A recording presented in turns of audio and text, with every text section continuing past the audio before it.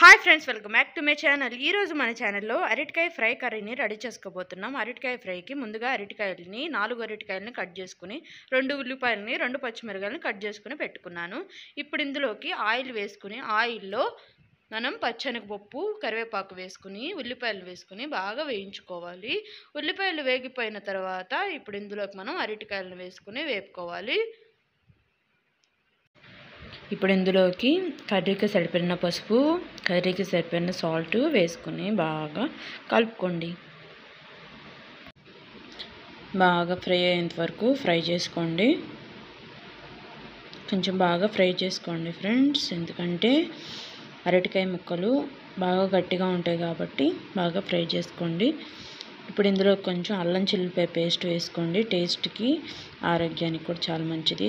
వేసుకుని బాగా కలుపుకొని లాస్ట్లో కొంచెం కారం వేసుకొని బాగా కలిపేసుకొని దించేసుకోండి. అంతే ఫ్రెండ్స్, అరటికాయ కర్రీ అయిపోయింది. ఈ వీడియో కనుక మీకు నచ్చినట్లయితే నా ఛానల్ని తప్పకుండా సబ్స్క్రైబ్ చేసుకుని లైక్ చేసి, ఈ వీడియో నచ్చితే మీకు తెలిసిన వాళ్ళకి షేర్ చేయండి. ఎలా వచ్చిందో కర్రీ నాకు కామెంట్ చేయండి. Bye friends.